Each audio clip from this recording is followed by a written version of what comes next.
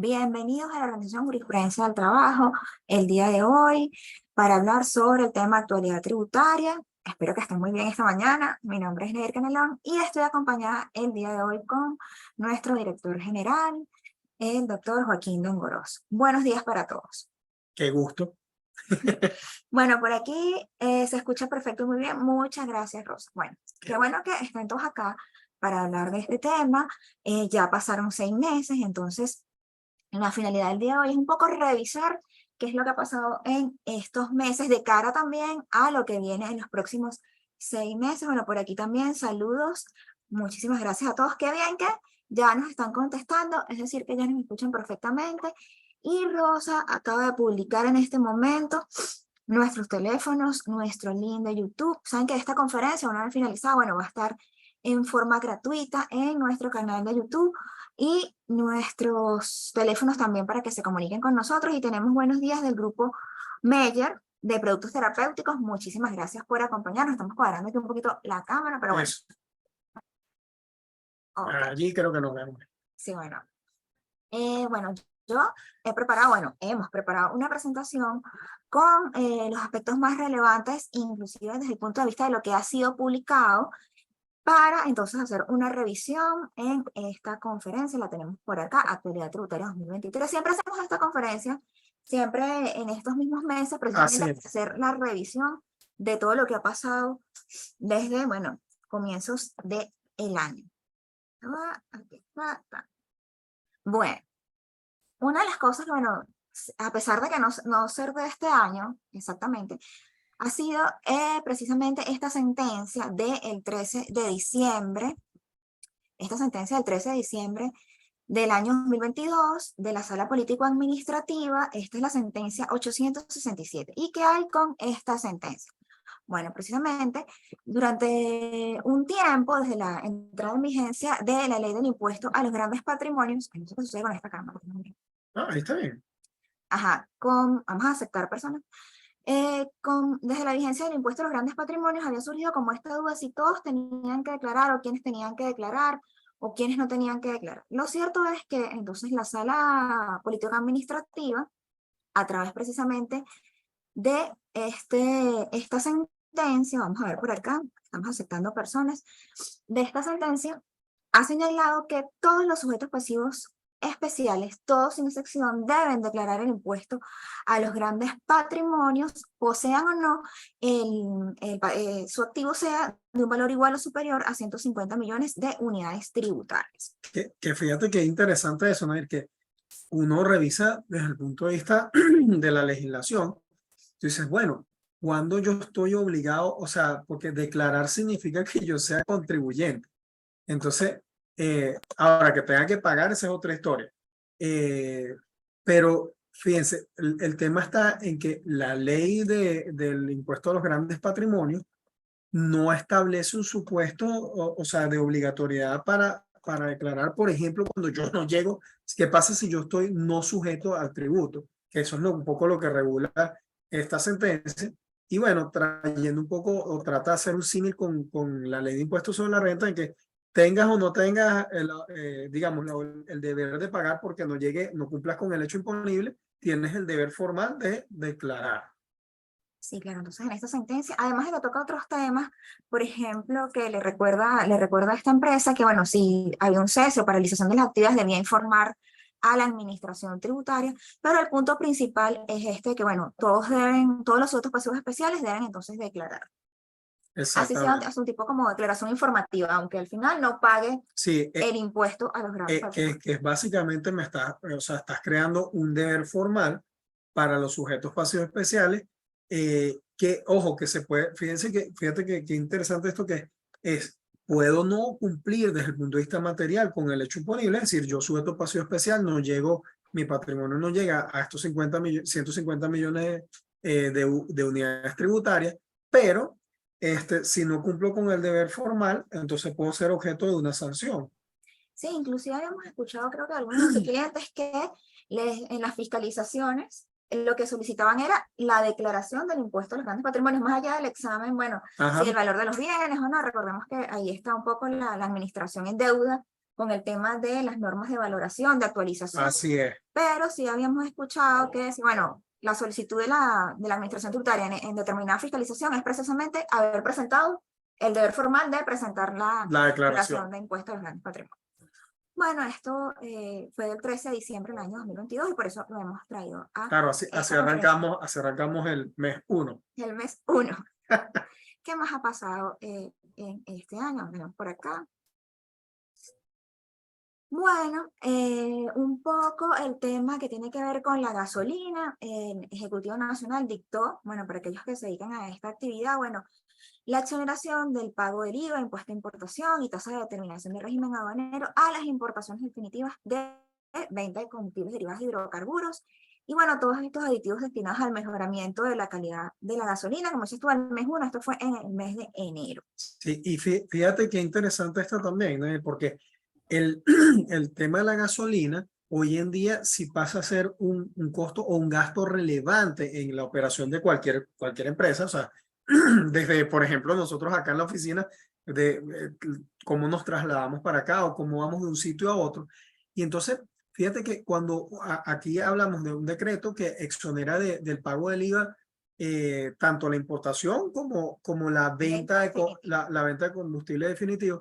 Y una gran pregunta es, entonces, o un tema, ¿cómo yo soporto, por ejemplo, en mi operación que estoy haciendo ese gasto en combustible?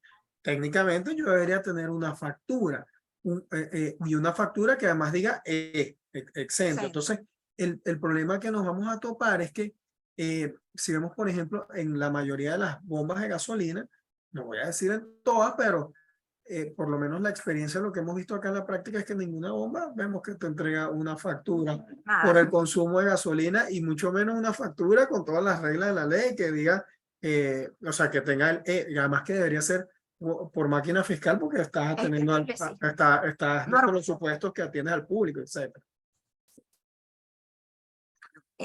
También, otro de estos decretos de exoneración, ya hasta el mes de febrero, el pago del impuesto a las grandes transacciones financieras. Este nombre es larguísimo. Débitos que generen la compra, venta, transferencia y custodia en títulos valores emitidos o avalados por la República o el Banco Central de Venezuela. Los débitos relacionados con estas operaciones, bueno, que se realizan a través de bolsas de valores y bolsas agrícolas, bueno, realizadas en moneda distinta a la del curso que dan en el país, o criptoactivos, el tema de los criptoactivos, que sean diferentes precisamente al petro. También este decreto de exoneración. Y recordando que este decreto de exoneración es idéntico al que se dictó el año pasado, que tiene vigencia por un año. Entonces, el Ejecutivo Nacional dictó un decreto con idéntico texto. Básicamente, exacto, replicó el texto. Y acá lo interesante es que entonces son básicamente operaciones en bolsa con títulos valores emitidos por la República o que tengan vinculación con la República y los criptoactivos y toda la operación que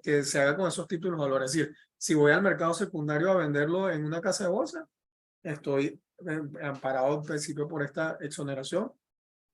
Si hago cualquier operación en el mercado secundario, técnicamente. Importante, entonces, para aquellos que vayan a realizar este tipo de operaciones con la bolsa de valores, la bolsa agrícola, entonces que revisen este decreto, los requisitos, y bueno, se asesoren jurídicamente para que entonces cumplan con estos requisitos, porque inclusive hay una declaración jurada, todo un tema en que los fondos van destinados a la adquisición de los títulos valores. Entonces, bueno, importante que para aquellos que decidan. Que además es importante, Nair, exacto, hacer esta declaración y cumplir, sobre todo, por ejemplo, si la operación va a cruzar, o sea, o va a utilizar el sistema financiero local, porque, digamos, si la operación ocurre utilizando el sistema financiero extranjero o alguna fintech o algo por el estilo, bueno, es un poco, ya ahí queda más de parte de los sujetos de la obligación, pero cuando estamos hablando de que utilizamos el sistema financiero local, entonces tenemos el problema que los bancos o las instituciones del sector financiero son agentes de percepción. Y entonces, al ser agentes de percepción, están obligados en principio a hacer la percepción, salvo que tú les informes. Claro, porque si no se informa, ellos lo van a asumir que tiene que hacer el banco, la percepción. Exacto, el banco o la institución financiera no le interesa, o sea, no no tiene por qué saber qué es lo que está, o sea, por qué es esa operación, y entonces es por esto que hay que hacer todo este tema Y de claro, declaración los bancos jurada. no han llegado al mecanismo de decir una operación, bueno, siempre es, qué sé yo, un débito, operación exonerada, exenta, no, sus sistemas todavía no han llegado a ese nivel como Claro, para facilitar, entonces siempre hay que estar informando. porque además eso cuesta plata, ¿no? Y me gustaría una opción y que operación exenta y Sí, ya. sí. Entonces, allí es importante que sí salvaguardar, que fíjense que acá la República o el Ejecutivo está tratando de incentivar las operaciones bursátiles, por lo menos con lo que se refiere a los títulos valores que emita la República o empresas de la República, como PDVSA, por ejemplo, y todo el mercado secundario que puede derivar de eso allí. O sea, fíjate que también habla de las bolsas agrícolas y todo esto. Y bueno, creo que ahora sí queda como un poco al margen el tema de los criptoactivos, o hay que esperar a ver un poco también cómo queda parado o cómo va a ser el tratamiento ahora de los criptoactivos, que de unos meses para acá, bueno, ahora parece que estuviéramos Sí, hablando, bueno, está intervenida esa ajá, superintendencia. Inclusive escuché gente que por rumores entró como en pánico, empezó a vender los petros. Bueno, lo cierto es que hay que esperar a ver qué es lo que, los así próximos es. acontecimientos, por decirlo de alguna forma. Pero el petro o criptoactivos que estén emitidos, que sean emitidos por la República, entran dentro de este supuesto de exoneración o no sujeción. Este decreto que como les comenté es idéntico, está idénticamente redactado al decreto que se dictó el año pasado, también incluye nuevamente el listado de las operaciones no sujetas. Entonces están las operaciones cambiarias realizadas por personas naturales y jurídicas, los pagos en bolívares de estas tarjetas que, bueno, aunque sean nacionales o internacionales, pasan y pasan en bolívares. Eso está considerado como una operación no sujeta, los pagos que se realicen, pero esto siempre hay que examinarlo Así es. en cada caso en concreto y bueno, así con mucha, ¿cómo podemos decirlo? Con mucha experticia o examinar cada caso en concreto este tema de los pagos realizados en moneda distinta a la de curso legal a los sujetos pasivos que no estén calificados como sujetos pasivos especiales.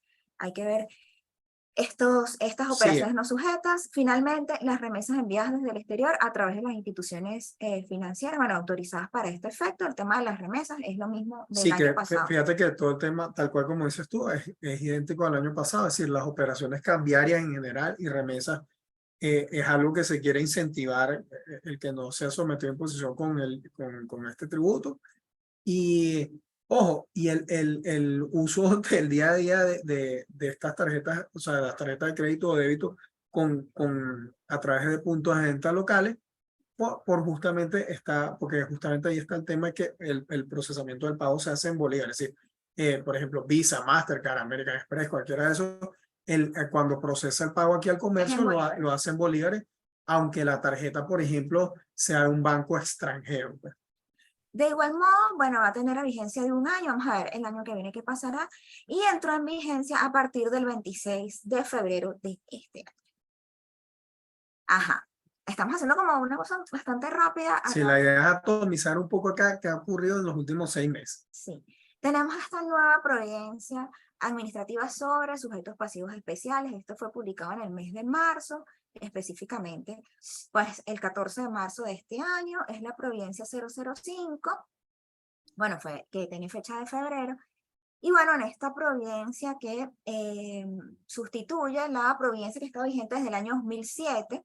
Sin embargo, bueno, yo siempre digo que uno de los aspectos que me hubiese gustado que se modificara era esta diferenciación que todavía se mantiene entre los sujetos pasivos de la región capital Capital y y los el de las interior. regiones. Porque no, ahí creo que se viola un poco el principio de igualdad tributaria, haciendo esta distinción. Bueno, nosotros consideramos, bueno, la administración tributaria, perdón, considera que para ser designado como sujeto pasivo especial, los contribuyentes de la región capital deben tener entonces una medida mayor a los que están en el interior del país. Bueno, esto desde nuestro punto de vista, desde mi punto de vista, viola la igualdad tributaria. Y otro de los puntos muy importantes, se sustituyó la unidad tributaria por la moneda de mayor valor publicada por el Banco Central de Venezuela, en esta tendencia que está desde el año 2020, de ir sustituyendo poco a poco la unidad tributaria por la moneda de mayor valor publicada por el Banco Central de Venezuela. ¿Qué otro aspecto? Bueno, también que ha llamado muchísimo la atención es quienes no pueden ser designados o calificados como sujetos pasivos especiales. Entonces, todo este examen de, bueno, la producción agrícola a nivel primario, Así es. los nuevos emprendimientos por 2 años, siempre que estén registrados. Es importante que, bueno, yo soy emprendedor y no, tiene que ser necesariamente aquellos que estén Sí. registrados en Fí- este tema. Fíjate que tal cual, que es quien se registra en este En tema el del Registro registro de los Nacional de Emprendimiento. de emprendedores y además las empresas nuevas, pues, que también Exactamente. tiene sentido, salvo ojo, eso ya lo traía la providencia anterior, que te dediques, por ejemplo, a arrancar a la industria de los hidrocarburos, a la industria de la minería, salvo casos puntuales, pero en general, quien arranca de cero o quien está registrado como emprendedor, no No puede debería ser. ser calificado, por lo menos en inicio, como sujeto pasivo especial. Y otro punto que también ha llamado la atención, bueno, es precisamente este tema de la revocación Ujú. de la calificación como sujeto pasivo especial. Recordemos que, bueno, esta providencia, y lo decía la del año 2007, la persona natural que ha sido calificada como sujeto pasivo especial con su muerte. Es algo Claro, bastante drástico, claro, pero bueno. pero fíjate que ahora sí cobra, o sea, en estos últimos por lo menos 6 años ha cobrado muchísima importancia el tema del sujeto pasivo especial, porque uno, ahora ser sujeto pasivo especial puede ser de hecho un elemento definitorio del hecho imponible. Es decir, antes solo el tema del sujeto pasivo especial era un tema de control fiscal, Y es que, decir, bueno, presente sus declaraciones en el lugar, exacto, era pagar en un sitio hacer, específico. ejecutar sus recursos en un sitio específico, este tipo de Exactamente, cosas. un tema de control fiscal. Pero fíjate que ahora, de unos años para acá, la tendencia ha sido que la calificación de sujeto pasivo especial te puede llevar a ser o no ser contribuyente de un impuesto. O Como, ser o no ser agente de percepción de un impuesto. exactamente. Entonces, por ejemplo, fíjate, ser sujeto pasivo especial te acarrea que en materia de impuestos sobre la renta tengas que aplicar, uno, no puedes aplicar el sistema de ajuste por inflación en principio. Dos, estés sometido al sistema de anticipos de impuestos sobre la renta, es decir, no bajo el régimen de la estimada, sino de anticipos. Y además nos puede llevar a que seas, por ejemplo, objeto del impuesto a los grandes patrimonios, eh, tengas una aplicación extendida del IGTF y así sucesivamente. O sea, y bueno, el tema de ser agente de retención del IVA, agente de percepción del IGTF, y ojo, y aparte, un sistema sancionatorio más oneroso. Claro, porque recuerden que el Código Orgánico Tributario dice que aquellos, en el caso de los ilícitos formales, bueno, las sanciones pecuniarias, las sanciones en dinero, para los contribuyentes especiales será aumentada en un 200%. Sí, y sin contar que el ser sujeto pasivo especial te puede llevar a ser responsable tributario, bien sea como agente de retención o de percepción, y esas son de las sanciones más onerosas de nuestro, más onerosas que incluso para el propio contribuyente. Bueno, y como con relación a la revocación de las personas jurídicas, entonces, claro, ahora se puede, claro, previo un procedimiento, que si la autorización de la Intendencia de Tributos, el examen de los 2 últimos ejercicios anuales, pero lo cierto es que nosotros pensamos que, bueno, si la administración tributaria no lo hace de oficio y usted o su empresa está dentro de este supuesto, puede Solicitar la solicitarlo revocatoria. y nosotros podemos ayudarlo en eso. Así es, fíjate que es bien interesante que ahorita entonces da la posibilidad, imaginemos ahora en estos últimos años, del 2020 para acá, Nair, que Con el tema de la con el pandemia, tema por de la ejemplo. pandemia hay muchísimas empresas de diversos sectores económicos que seguramente llevan varios años sufriendo pérdidas o una afectación muy importante por la crisis, y entonces cabe la posibilidad de solicitar la revocatoria de calificación de sujeto pasivo especial, que fíjense que permitiría a la empresa deslastrarse de un poco de obligaciones tributarias que son bastante rigurosas. Y ojo, también hay que verlo desde el punto de vista positivo para la administración tributaria. También permite a la administración tributaria depurar ese listado de contribuyentes que tiene allí. Es decir, para no tener que meterle el ojo a contribuyentes que realmente no tienen la condición de especial, y que los contribuyentes ordinarios hagan su propia vida, es decir, con sus propias autodeterminaciones en un camino más normal, y que entonces la administración tributaria pueda ser más eficiente para realmente ejercer su control fiscal sobre los contribuyentes que tengan la verdadera condición de Que realmente especial. es la finalidad con que inicialmente se pensó este Sí, tema de hacer esta distinción de los contribuyentes especiales. así es. A ver, ¿qué más tenemos por acá? Bueno, nuevamente el tema ya, pero la exoneración del impuesto sobre la renta a los enriquecimientos obtenidos, bueno, por los tenedores, personas naturales y personas jurídicas residenciadas domiciliadas en la República provenientes de las inversiones que realicen en títulos y otros instrumentos de similar naturaleza emitidos por el Banco Central de Venezuela. Todo este tema, bueno, de los títulos valores, Sí, se fíjate busca que, entonces fíjate que, exponerlos. que se ve claramente que el Ejecutivo sigue intentando apoyar una política de beneficio fiscal para la emisión de deuda pública. Bueno, porque necesita justamente flujo de caja. Entonces, trata de dispensar por la vía fiscal esa presión que pueda haber, o sea, o incentivar que la gente pues compre deuda. Suena un poco raro, pero Sí, bueno, sí. es así.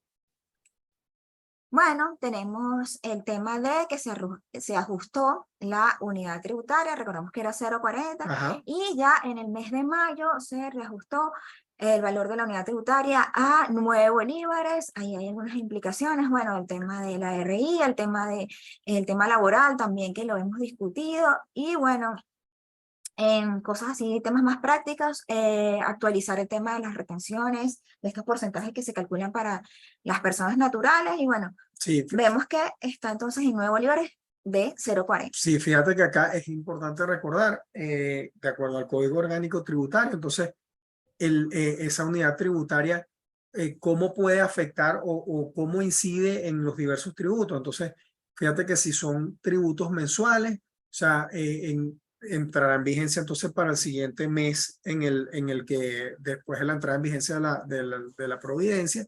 Y en el caso de tributos, por ejemplo, anuales, como el impuesto sobre la renta o el impuesto a los grandes patrimonios, entonces lo relevante es o empezará a tener vigencia para el ejercicio fiscal en el que tenga más de 180 días de vigencia. Entonces, ahí hay que ver un poco para las personas naturales, por ejemplo, que están bajo relación de dependencia, la afectación que puede tener en el ARI y en su declaración definitiva de renta, que será, o sea, afectaría precisamente para este 2023.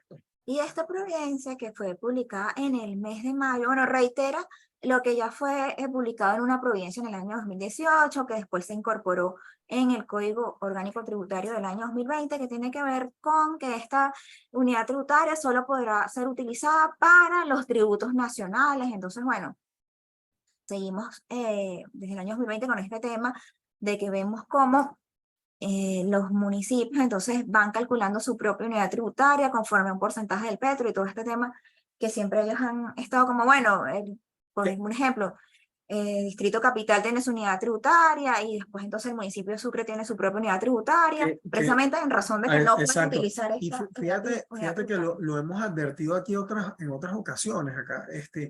No tiene mucho sentido que siendo la unidad tributaria simplemente un elemento de razonabilidad o de, digamos, de tratar de traducir el efecto de la inflación en la economía, que además desde los años 90 cuando se creó hasta ahorita, lo que trataba era de traducir o sincerar justamente el efecto de la inflación. No tiene sentido que la unidad tributaria entonces solo sea aplicable para tributos nacionales, pero no pueda servir de unidad de medición, por ejemplo, para los municipios. Y entonces vemos todas estas distorsiones que ahora vamos a conversar también un poquito acá, que quizás también eso es un poco el sentido de esta ley de armonización o sea, del tema tributario municipal, pues. Sí, ya vamos para allá. Así como la noticia, la última noticia porque es Así es.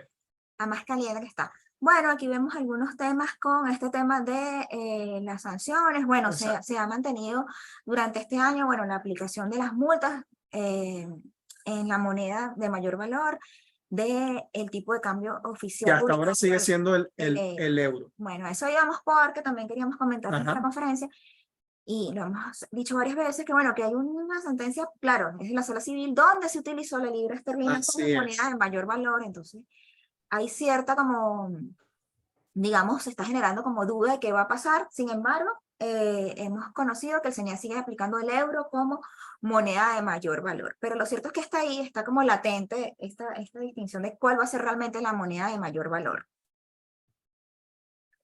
Bueno, más recientemente, ya estamos llegando al mes de julio, también se dictó un decreto de exoneraciones en materia aduanera, se había dictado uno en diciembre, pero bueno, también se dictó este el 1 de julio, y contempla una serie de exoneraciones. Bueno, por ejemplo, 90% del impuesto en importación y el 90% del impuesto al valor agregado a las importaciones definitivas de muebles, de bienes muebles corporales nuevos usados, que sean, bueno, realizados por la administración pública o por las personas naturales o jurídicas que sean privadas. Lo cierto es que acá, si lo mencionamos acá también, todo este tema, pero lo cierto es que hay que revisar entonces estos anexos, estos Sí, apéndices, hay que ver, determinar si el tipo de mercancía que usted maneja, pues entonces puede ser objeto de esta exoneración sí, de porque impuestos. fíjate que el tema allí es que de unos años para acá, este decreto de exoneración tenía un listado bien amplio, bastante grande, y en el último más o menos año y medio, ese listado se ha ido acortando. Ojo, con lo cual no quiere decir que las mercancías no puedan tener otro tipo de beneficio fiscal, pero habría que ver, o sea, habría que ver otros decretos o la legislación en particular, pero en líneas generales eso lo que quiere decir es que en la medida en que estos productos no están en este decreto de exoneración, estos listados de códigos arancelarios, en esa medida pues se van encareciendo un poco más. Sí, todo un tema, hay que prestar atención a esto. También en el mes de junio, pues tenemos este decreto de exoneración del pago del impuesto sobre la renta a los enriquecimientos netos gravables de fuente territorial obtenidos por las asociaciones cooperativas. Bueno, igual que el año pasado, este decreto nuevamente ha sido dictado, recordando que, bueno, que tienen que ser asociaciones cooperativas que estén creadas o formadas de acuerdo a la ley que las regula, y bueno, estarán entonces exoneradas del pago del impuesto sobre Así, la renta. Es un decreto hasta que, bueno, se termina la vigencia y el Ejecutivo Nacional decide entonces nuevamente prorrogarlo, judiciarlos exacto. nuevamente.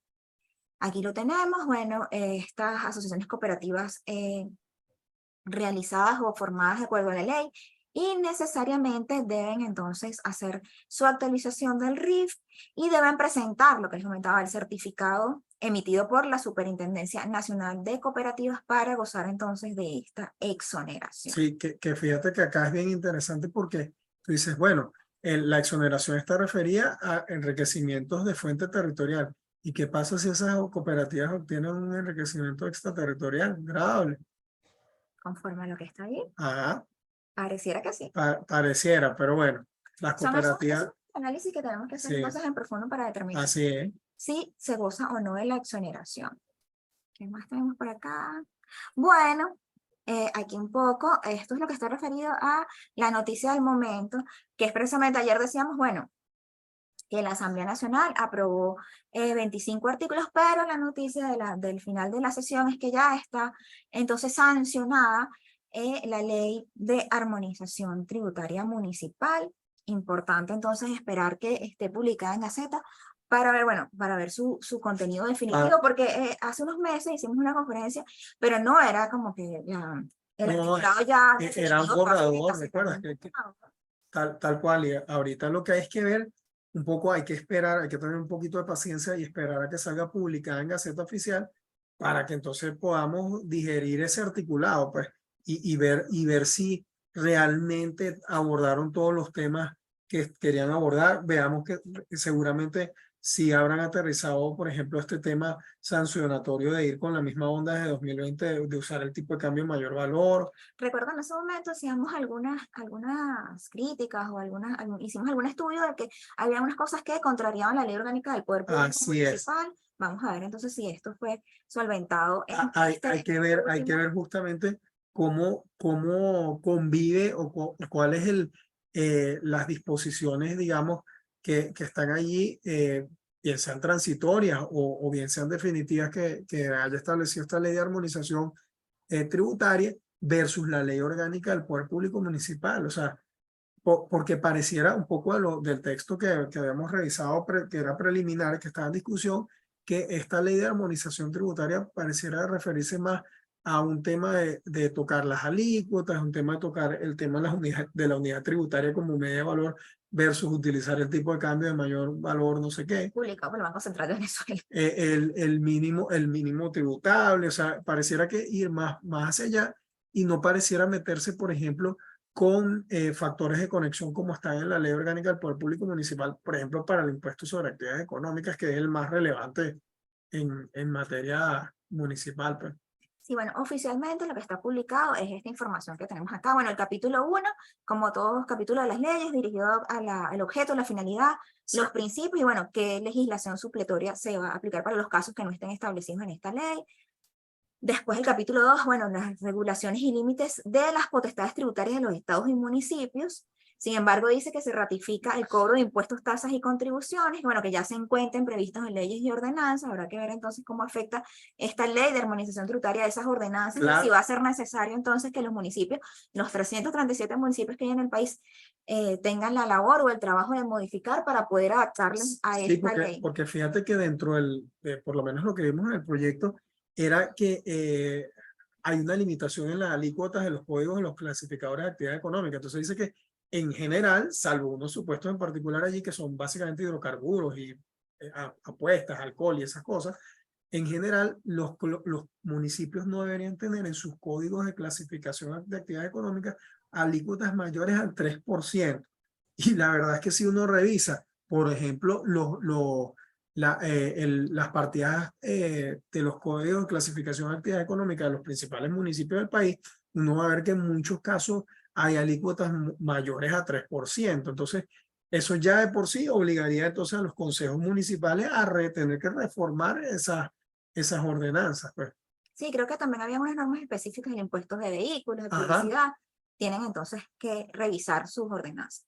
También a un organismo nuevo que se crearía a través de esta ley es este Consejo Superior de Administración Tributaria, que en ese primer boceto que vimos de esta ley, bueno, era así como que, bueno, para dictar recomendaciones, asesorar, así como esta función de este Consejo Superior de Armonización Tributaria. Después nos señalan que, como les comento, esta es la información que es oficial, bueno, que los siguientes capítulos están destinados a la armonización en materia de impuestos, tasas y timbres fiscales, y lo que acaba de mencionar Joaquín, bueno, los límites máximos a las alícuotas de los tributos estatales y municipales, bueno, todo esto conforme a la Constitución, y también un articulado que va a estar destinado a la inclusión formal de los pequeños agentes económicos, lo que tiene que ver con los emprendedores. Sí, fíjate que, por ejemplo, hay que ver casos como la ley de timbre fiscal del estado de Aragua, que es bien agresiva, ver cómo quedaría parado frente a esta ley de armonización tributaria, pues. Claro, porque recordemos que va tanto a los estados como a los municipios. Así es. Bueno, esto es lo que teníamos para el día de hoy. Bueno, recordando algunos temas que están de cara a lo que viene el año, la declaración del impuesto a los grandes patrimonios.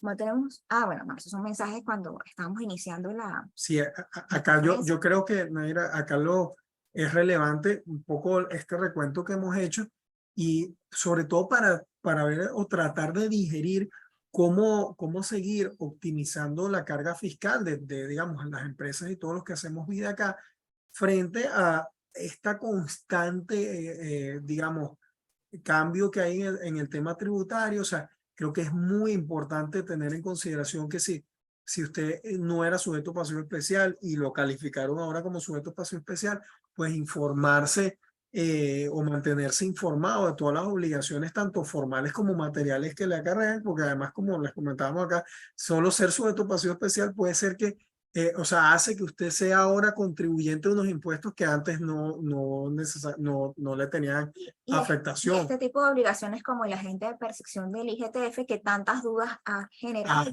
Nosotros estamos acá dispuestos para resolver esas dudas y ver los casos en concreto, porque nos hemos dado cuenta que cada empresa tiene como su caso en particular. ¿Ha tenido su propia experiencia con el IGTF? Así es, y el IGTF, que fíjate que tantas, digamos, dudas genera, porque, bueno, como siempre lo decimos acá, ya no tiene nada que ver con solo operaciones financieras, sino que ahora recuerden que el IGTF grava cualquier obligación que extinga un sujeto pasivo especial o también un contribuyente ordinario, porque entonces ahora los contribuyentes ordinarios, es decir, tanto tú como yo, Nairo, o cualquier compañía que no es sujeto pasivo especial, que extingue una obligación en divisas, también es gravable con el sistema, o sea, por el IGTF. Y el tema es que fíjense que entonces ya tampoco importa si la operación pasa por el sistema financiero local o no, porque entonces si usted la pasa, o sea, usted extingue esa obligación utilizando la banca local, por ejemplo, bueno, el agente de percepción que es el banco, o sea, le va a hacer la percepción en cada una de las fases, no importa que usted haga varias transferencias, 3, 4, 5 transferencias, pero también si extinguimos la obligación, ojo, fuera del sistema financiero local, como utilizando medios como PayPal, Zelle o People Pay, cualquiera de esos aplicativos, o sencillamente la banca foránea, también es grave, muy probablemente es posible que la operación esté sometida a imposición y entonces crea dudas. Y también, no solo que también lo hemos discutido acá, Nair, no solo es pagar, sino que si nosotros extinguimos la obligación por otros medios de extinción de las obligaciones, como por ejemplo la compensación o la dación en pago, también es gravable. O sea, entonces, ojo que hay que meterle cuidado a esto. Y bueno, también entonces tenemos de cara acá, ver importante esta ley de armonización tributaria para los municipios, que también, como vemos en la práctica, los municipios tienen harta necesidad de ingresos. Y bueno, el tema del impuesto sobre actividades económicas particularmente es el que mayor relevancia toma a la hora de considerar en cualquier presupuesto de una compañía, pues. Y bueno, otros temas que también han sido objeto de discusión este año, lo hemos hablado muchísimo con nuestra especialista también, nuestra doctora Isabel Rada, que ustedes ya la conocen, sobre el tema del FONACYT. Bueno, el FONACYT todavía esta fecha, ya pasó el 30 de junio Así es. y tampoco ha dicho ni se ha pronunciado nada con relación a este aporte del FONACYT. Importante que estén pendientes con este tema también y se asesoren a los Sí. fines de pues no tener alguna eventual sanción. Sí, fíjate que es bien importante tener en cuenta ahora este tema del aporte que está previsto en la LOCTI o en la Ley de Ciencia y Tecnología e Innovación. ¿Por qué? Porque hasta el año pasado o bajo la vigencia de la LOCTI anterior, el aporte era anual.